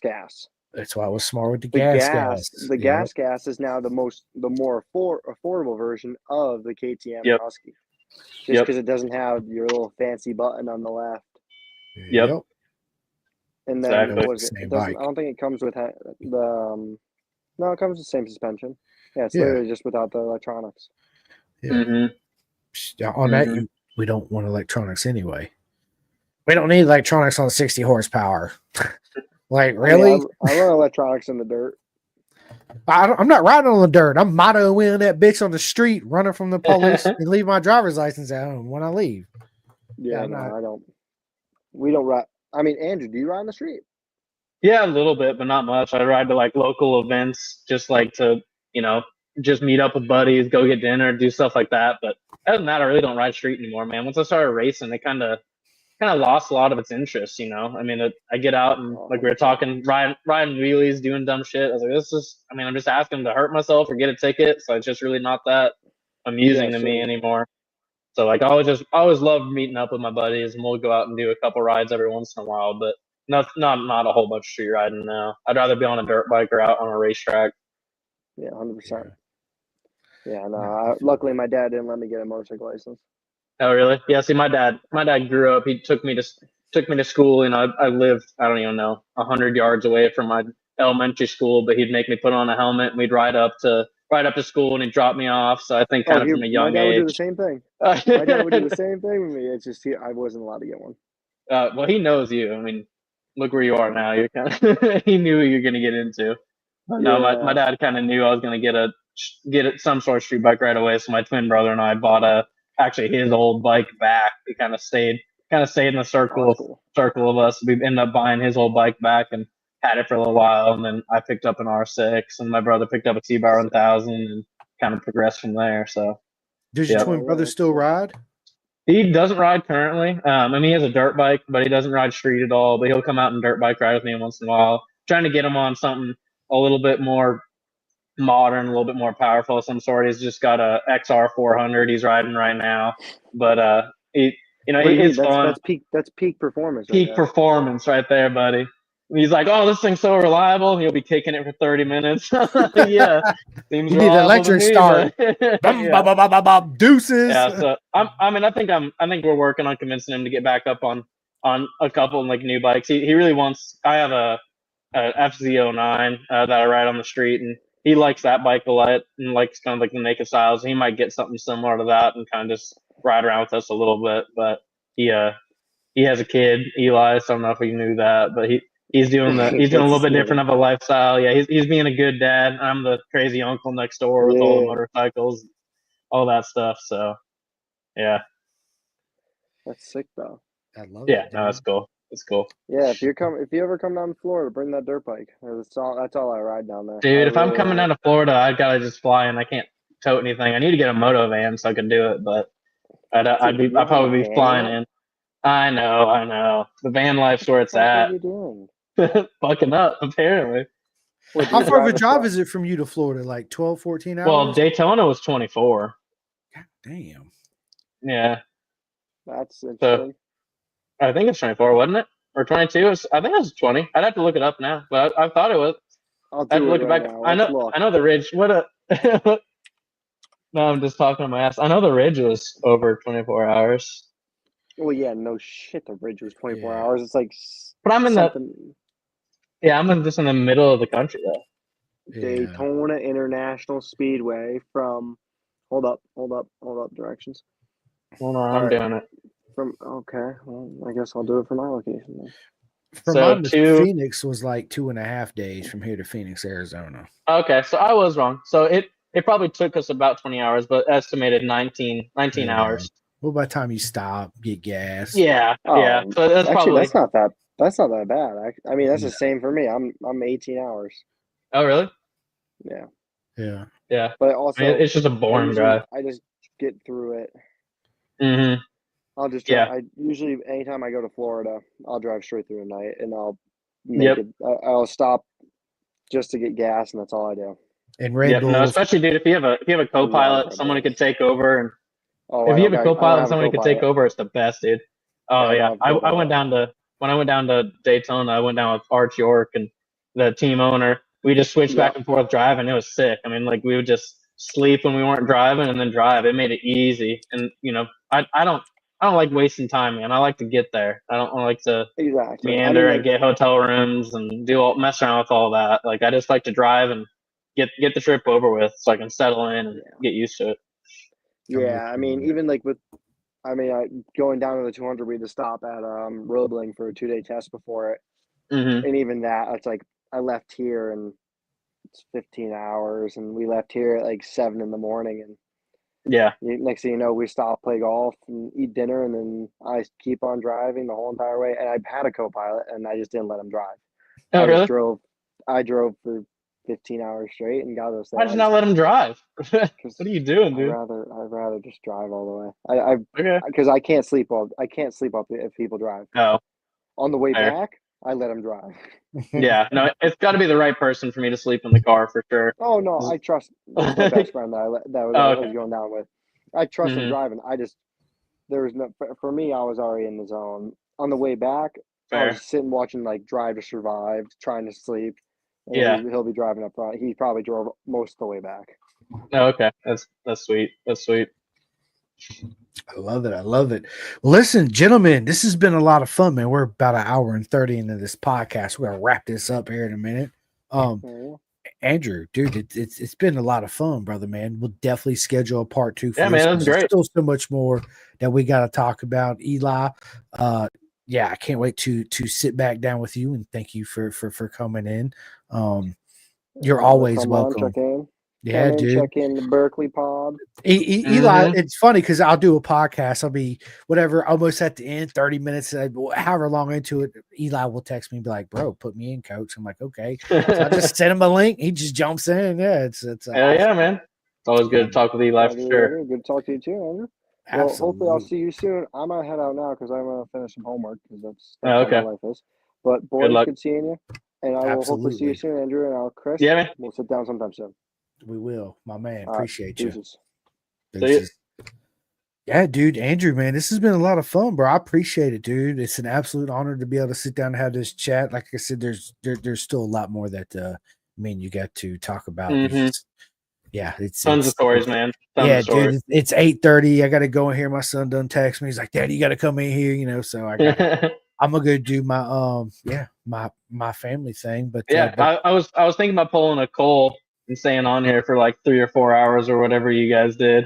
Does he have the record for the longest podcast with you or what? My man Cole has the record for the longest podcast, man. Absolutely. What is it? How long was it? Do you know off the top of your head? It's 3 hours and 49 minutes, I think, or 48 minutes, something like that. Yeah, we just went at it. I tuned in. And I was like, shit, man, I got a movie to go to, but I want to tune in. So I was like watching it before the movie started, had it in my lap and was watching it. I was like, oh, all right, man, I'll have to watch this again later. Watched the whole movie, got out of the movie. You guys were still going. This is insane. You're like, these guys just won't shut up, will they? No, yeah, dude. Cole's. Go ahead. Yeah, I gave him so much shit for it, man. He's got all the stories though. He's definitely an awesome guy to meet this season. Just like you said, the family and everything. He's one of the people that like I'm super fortunate to meet with and become friends with. He's been a awesome person to hang out with. Man, I freaking love Cole King, man. It was such an honor to finally meet him and his dad down there at Ohio. Yeah, we're actually going to do a part 2.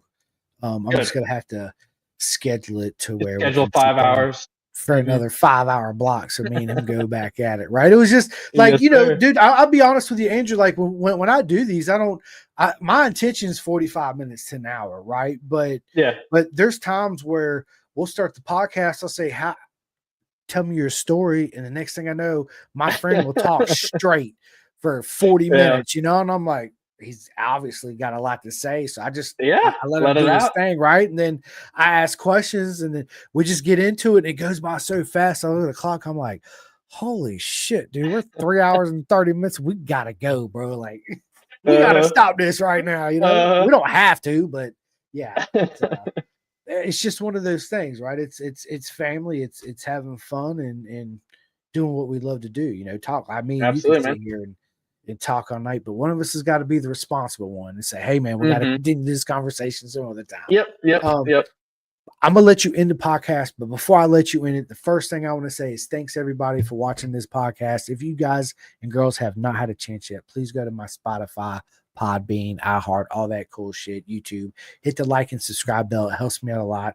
I don't get paid to do this. I never started this with the intentions of getting paid to do this.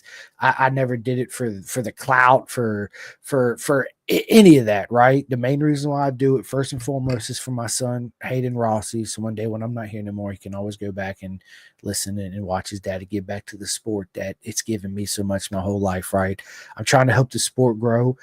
And my second thing is help the sport grow, but I want to get people on that don't never have the platform or nobody gives them the opportunity to come on to tell their story, right? In order for our sport to grow, it's very important that I get the Junior Cup, the people in last place in super sport all the way forward. I want to move from the back of the grid all the way up to the front. Get them. These are their just like Andrew, they put everything. People don't realize how much time and effort and money you guys spend going in debt, blah, blah, blah, just to do it, just to make it happen, to put that smile on your face, to live that dream, right? So absolutely, man. Yeah. So those are the main reasons why I do it, man. But I just want to say, you know, I never dreamed in a million years I'd be where I'm at, and having everybody love me and accept me. And I just want to say, I just want to give it back. That's why I tell everybody how much I appreciate and I love every single one of you guys for listening and liking my podcast. It fucking means the world. And I tell you that all the time because it does. Listen, Next Level Financial, thank you so much for the sponsorship. BisonTrack.com, people, for the full custom suit. Don't be asleep. Get a custom suit, BisonTrack.com. And Chef Eats, Andrew, I know you heard of Chef Eats before, right? On your podcast for sure. Bro, have you tried Chef Eats yet? I haven't yet, man. I actually meal prep with my girlfriend every week and do it that way. I do it myself, but I definitely I see the reason, man. You get those Chef Eats, man. You're spoiled by them. That's awesome. Dude, bro, it's like I tell it, dude, they're so good, right? Jeff is all these people I'm giving a shout out. They're my friends that have a business within our beautiful circus, and I don't ask anything. I just want to see them again grow and all that, right? So I try to help all my friends out, but his meals are absolutely amazing. You do meal prepping, absolutely proper mega. I try my hardest to do meal prepping. I'll stay on the ball for a little while, and then of course I slip back off, right? But the main benefit too about Chef Eats is you don't have to bring a grill, none of that shit to the track. You just bring a microwave, you have a generator in it, you plug it in, and he makes athlete meals, all kinds of good meals. But anyway, chefeats.com, people, you guys know the deal and the routine.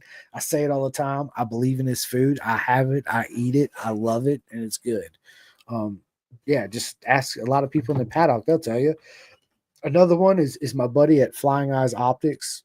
Dude, check these things out. These are sunglasses. Nice. Dude, they're the lightest sunglasses I've ever had. They're made to wear underneath your motorcycle helmet or a pilot if you're flying or horseback, whatever. You got a helmet on. These are the glasses you want. They're super light. You can get them prescription.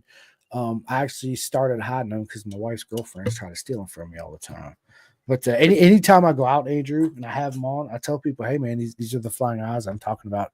Try them, wear them for a couple hours. You just got to give them back. I will find you, right? Give my glasses back. But anyway, dude, they're absolutely amazing. If you guys want to check them out, go to flyingeyesoptics.com. Use the discount code PINTHEGAS10. Dude, SFL Mini GP, it's the best organization here in America. That's where all our future legends are coming from, whether it's Jersey or South Florida, right? You got in Jersey, I mean, where do I want to start? Macchiato, Posh, Rodeo. I mean, dude, Yandel Mendia. Down south, Avery Dreyer, Ella Dreyer, Isaac Woodward. Dude, listen, the list goes on and on. Best program in the world. And what I need you guys to do, if you have not heard our Breaking News podcast with SFL, I recommend you go back, rewind it, listen to it. It's about 30 minutes long. Trust me, what they're doing, again, is unheard of. It's amazing. But I need you guys to go to Mini SBK USA, hit that like and subscribe on Instagram and all the social media platforms. That's their new, don't want to give it away. If you didn't hear it, go listen to it, but go there, do that, sign up. Big shout out to RD Racing out there in the UK. They're big supporters of me, and I love those guys over there. His son, Jake Marsh, he's a future BSB legend too. They have an awesome program too, because they're kind of like, compared to us, like BTR in a way, kind of, right? Where they bring up and coming future people on. They start them out in the categories, and then they work their way up. But when they're in the when you finally make it into BSB, it's more like the BTR program we have out here. It's not just for women; it's for all of them, right? But that's the most similar thing I can explain what they're doing out there, which is amazing. Vet 2 Track, my buddy Jim Whitman, dude, he has a program called Vet 2 Track for all my veterans out there. His motto is battling PTSD one lap at a time, which is an awesome program. So highly recommended.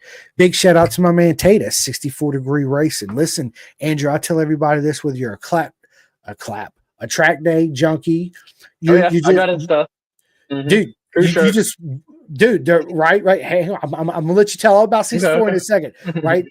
Whether you're a track day junkie, somebody wanting to get in track days, an avid racer, a legend, right?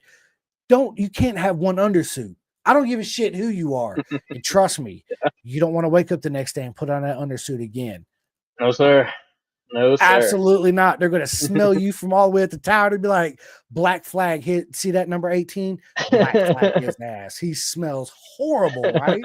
And that's cheating. So everybody's got to have a couple undersuits. Of course, I'm a Bison ambassador. I love my one-piece Bison undersuit.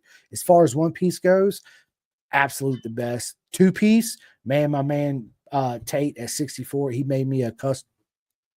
It's underneath my paw shirt. A custom Pendy Gas two-piece undersuit, man. I fucking love it. Matter of fact, Andrew, as soon as I got it in the mail, I put it on. My wife come home. She's like, what the hell are you doing? Hey, but look at my new daily wear. Right. She's like, it's not cold yet. I was like, it don't have to be. Right? It don't have to be, babe. But anyway, dude, anybody looking for a proper mega two-piece, 64 Degree Racing? Anybody looking for custom bodywork, Ghetto Customs, Chris Parrish, look no further. Absolute amazing what he does. Big shout out to my man Martin at the Clothing King. You guys go to clothingkings.co.uk and get all your Pendergast merch out there in the UK. Big shout out to STG, man. If you're gonna buy any boots or anything like that, dude, buy from Brian and Max Van. They're absolutely amazing human beings. Again, support us in our inner circle, right? Absolutely. Dude, and I need everybody to go to roadracingworld.com and donate to the Road Racing World Fund, which supplies our air fences. It's imperative that we have those. If we didn't have the Road Racing World Fund and we did not have those air fences, the legend Andrew, the legend Cole King, all my friends that race would not be able to race. So we need those air fences. So go sign up, even if you donate $5, $10, whatever it is. Trust me, it's a huge impact for us. And thank you.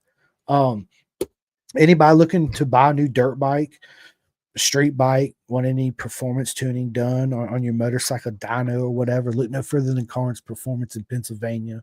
Absolutely amazing. I'm going down there beginning of next month and going to pick up my son a brand new dirt bike for Christmas. He already knows what he's getting, so it's not a secret, right? Okay. Dude, and if you're not wearing a KYT helmet, bro, what are you wearing? What are you wearing, Andrew? On, man. Come on. You got that right. Okay. You know what? For this podcast, I'm going to let Andrew slide right now. No, I'm just joking. Listen, KYT, absolute bang for the buck. Listen, one of the best helmets, absolute super light. Air vent is absolutely amazing. This is the best way. I got a Rise. I've never had a Shelly, but I got a Rise. I got the AGVs. I spent my wife's gonna hear this anyway. She already fucking knows, like $1,800 on this Valentino Rossi GPRR Fiesta, whatever, right? Mm-hmm. Listen, dude, I could have bought 3 freaking KYTs for the price of that. I mean, just straight up, right? And same thing. I love my Arai helmets. I got several Arai helmets. That dude, they're fucking $1,000 off the jump, right? So you can get your KYT helmet $550, FIM homologated. That's the top of line standard of safety you could have, period. Which means you cannot race in MotoGP if that helmet does not say FIM homologated on it, right? Again, for dude, yeah. So KYT. But last but not least, again, if you're not racing on K-Tech, what are you doing? That's where it's at. That's where it's at. You hear all my guys say, all my friends, KYT. I got KYT still on the brain. K-Tech suspension, baby. There it is. So anytime you go to MotoAmerica or anybody want to get any info on it, man, just hit me up. I'll put you direct contact with K-Tech Suspension USA, and one of their specialists, which are all proper mega people, will absolutely take care of every single one of you guys. But again, thank you guys so much for watching. What's going on? Matt Crabtree just tuned in a few minutes ago. What's going on, Matt? But yeah, so listen, Andrew, the floor is all yours. Tell everybody where they can find you, like and subscribe to you. Do you have any merch for sale? People can sign up and get your t-shirts. Yeah, I got some of these t-shirts and stuff for sale. I'll always have t-shirts for sale at any of the races I go to and everything. But as far as finding me on social media, just Andrew Berkley on Facebook, aberks1 on Instagram. I don't really get into too many other social media platforms, but no, that's kind of probably the 2 main ones that you can reach out and find me at. But if you ever want to buy t-shirts, buy merch, you can always find me at the racetrack trying to get rid of that stuff. And then one of my main sponsors, 811 Call Before You Dig, I'm always handing out free stuff from them. So come on by and get whatever I'm handing out that weekend for sure. I'll always have a whole bunch of koozies and bags and ice packs, whatever you can think of. I probably got something with 811 on it to hand out. So. That's right, because I remember watching that video. Man, where was I watching that at? Where they were talking to you, and it was Mitch's last race, and you was like, take the ice packs and take this, and I got this. I was like, my man Andrew, look at Andrew go over there. Sir. Listen, Andrew, I need a shirt, bro. Yeah. It depends what shirt you want, man. I got t-shirts like this one, like I said, or got crew shirts from 64 Degree Racing. So it depends what you're looking for.